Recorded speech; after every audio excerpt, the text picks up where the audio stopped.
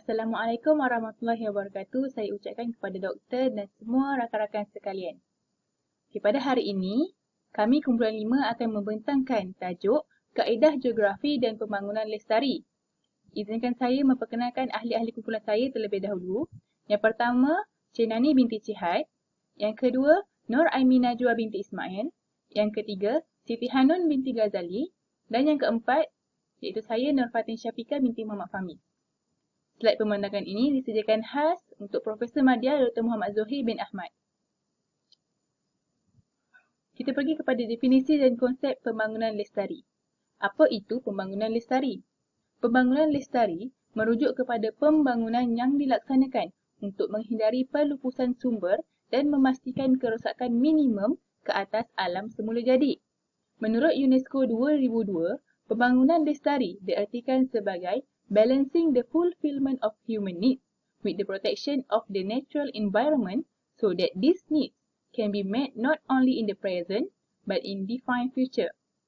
Dalam konsep pembangunan lestari, penekanan diberikan kepada keseimbangan antara memenuhi keperluan manusia dengan keupayaan sistem semula jadi supaya keperluan ini dapat dipenuhi bukan hanya untuk pada masa sekarang tetapi untuk menentukan juga masa depan.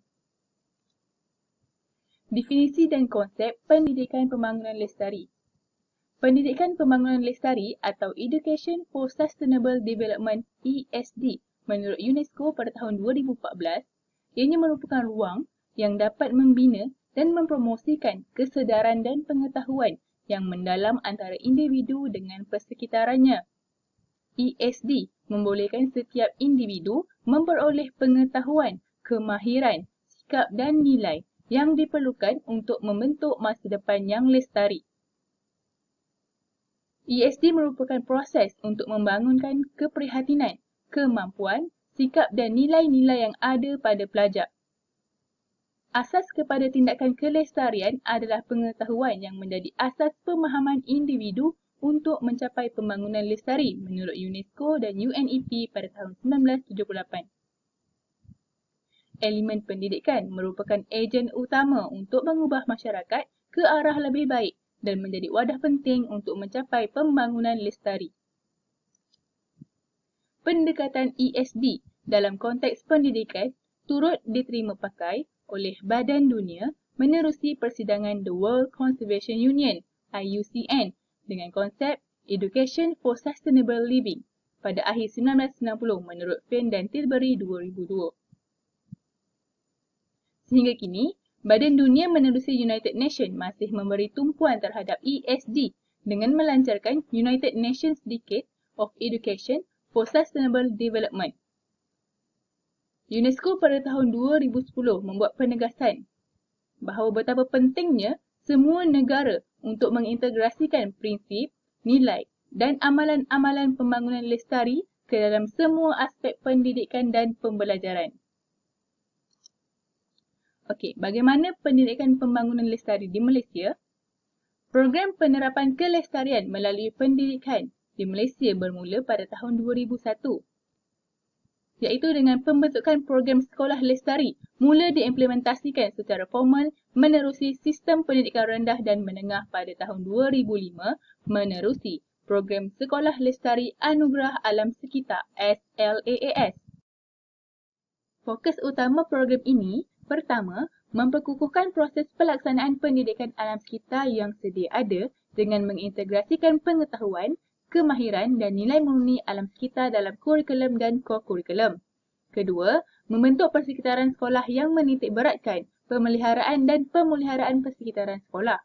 Program SLAAS terbuka kepada semua sekolah rendah dan menengah di Malaysia tetapi tidak diwajibkan oleh pihak Kementerian Pendidikan Malaysia. Program ini berbentuk pertandingan iaitu 2 tahun bagi setiap sisi. Setakat ini ada 4 sisi bermula pada tahun 2005 hingga tahun 2012. Program ini bukan pertandingan mutlak tetapi sebagai pengiktirafan tertinggi terhadap usaha-usaha murni yang dilaksanakan dalam memudayakan nilai murni alam sekitar di peringkat sekolah. Matlamat pembangunan lestari atau Sustainable Development Goal SDG meliputi pembangunan ekonomi untuk meningkatkan kesejahteraan hidup rakyat dengan penggunaan sumber yang bijaksana dan memastikan pemeliharaan terhadap alam sekitar dalam skala yang besar. Terdapat 17 matlamat pembangunan lestari. Yang pertama, tiada kemiskinan. Menamatkan kemiskinan dalam semua bentuk di mana-mana. Yang kedua, kelaparan sifar. Menamatkan kelaparan, mencapai jaminan makanan dan nutrisi yang lebih baik serta menggalakkan pertanian mampan. Yang ketiga, kesihatan baik dan kesejahteraan. Memastikan kehidupan sihat dan menggalakkan kesejahteraan kepada semua dalam semua lapisan umur. Yang keempat, pendidikan berkualiti. Menjamin pendidikan menyeluruh dan equity serta menggalakkan peluang pembelajaran sepanjang hayat kepada semua. Yang kelima, kesamaan gender.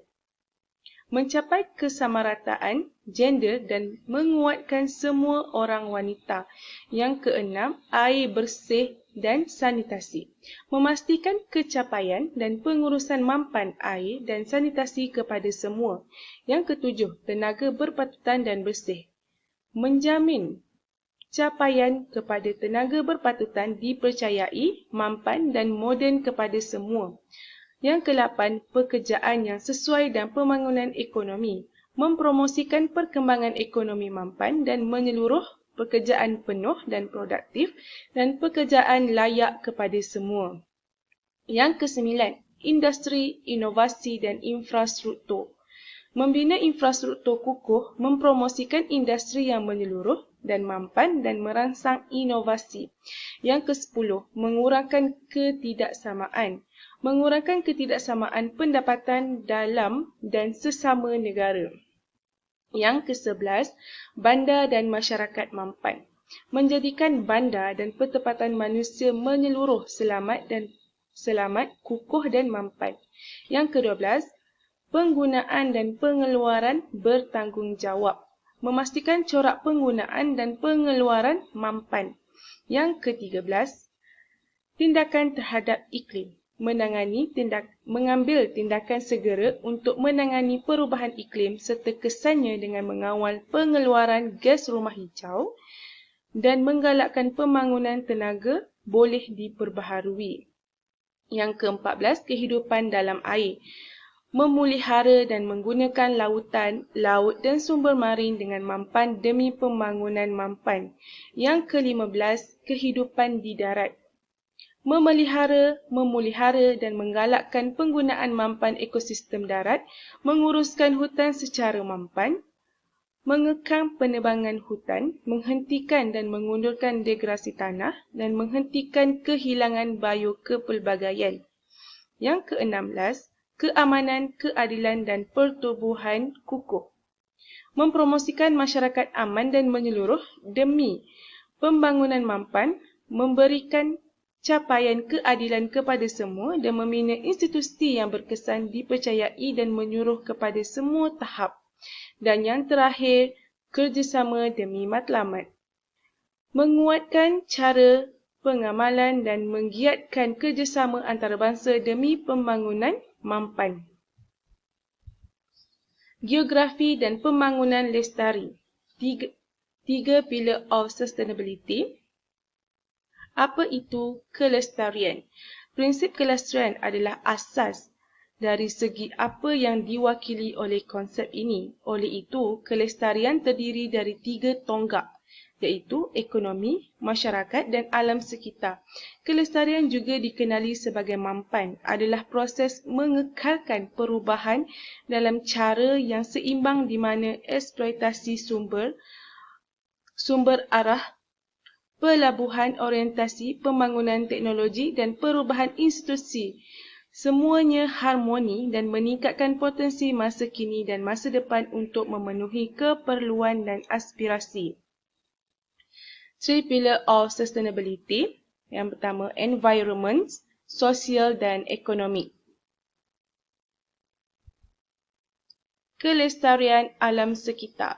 Kelestarian alam sekitar bermaksud bahawa kita hidup dengan menggunakan sumber semula jadi untuk hidup dalam kelestarian alam sekitar, yang sebenarnya kita perlu memastikan bahawa kita menggunakan sumber semula jadi seperti bahan bakar tenaga, tanah, air dan lain-lain pada kadar yang berterusan. Sebilangan sumber lebih banyak daripada yang lain dan oleh itu kita perlu mempertimbangkan kekurangan bahan, kerosakan persekitaran dari mengekstrakan bahan-bahan ini, dan jika sumber itu dapat disimpan dalam prinsip-prinsip ekonomi berkeliling, kita perlu bercita-cita untuk mengaut karbon sifar dan kemudian melangkah lebih jauh untuk akhirnya mencapai prinsip-prinsip positif iklim. Kelestarian alam juga perlu mengimbangi faktor ekonomi dan sosial. Kelestarian ekonomi. Kelestarian ekonomi menghendaki perniagaan atau negara menggunakan sumber dengan cekap dan bertanggungjawab sehingga dapat beroperasi secara lestari untuk menghasilkan keuntungan operasi secara konsisten. Tanpa keuntungan operasi, perniagaan tidak dapat mengekalkan kegiatannya. Tanpa bertindak secara bertanggungjawab dan menggunakan sumbernya dengan cekap, syarikat tidak akan dapat mengekalkan kegiatannya dalam jangka masa yang panjang.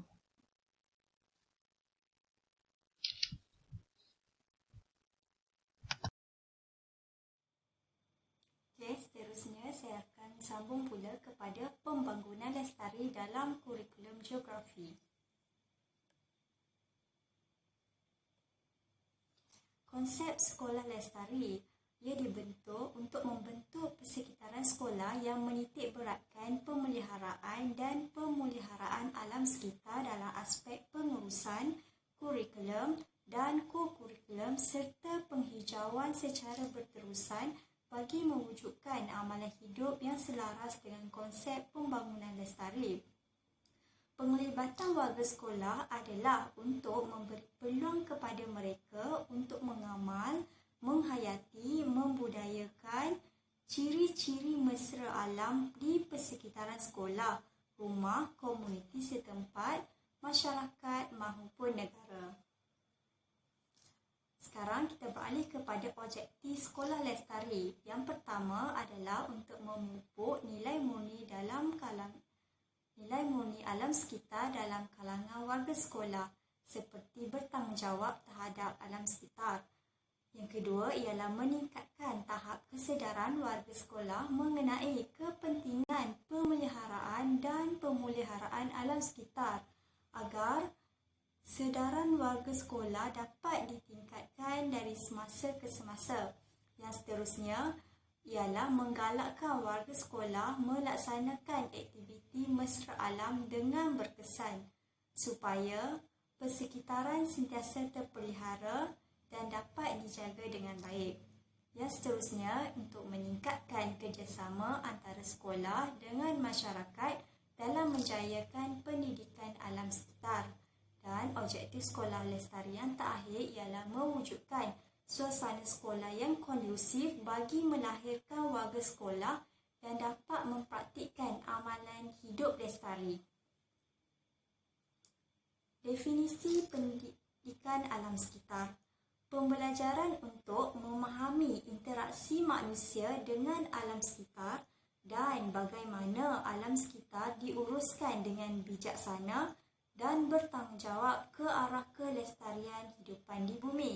Proses ini melibatkan pendidikan tentang alam sekitar melalui alam sekitar dan untuk alam sekitar.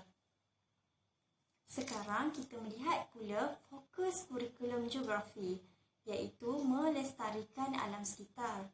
Ia melibatkan kemahiran geografi, geografi manusia, isu dan pengurusan alam sekitar, geografi kawasan dan geografi fizikal. Okey, seterusnya saya akan membentangkan tentang contoh penggunaan kelestarian dalam PDPC. Contoh ini akan menunjukkan perkaitan antara pembangunan kelestarian dengan kurikulum geografi. Okey, contoh yang pertama adalah kurikulum geografi dalam isu dan pengurusan alam sekitar, geografi tingkatan 3 bab 11. Tajuknya adalah Kitar Semula. Dalam tajuk ini mempunyai subtopiknya iaitu elemen kitar semula 3R dan kepentingan amalan kitar semula. Okey, mengikut DSKP, tajuk kitar semula ini, pelajar dapat menerangkan elemen kitar semula 3R iaitu reduce, reuse dan recycle, menghuraikan kepentingan amalan kitar semula, menjelaskan melalui contoh aktiviti kitar semula dan membandingkan amalan kitar semula di negara lain.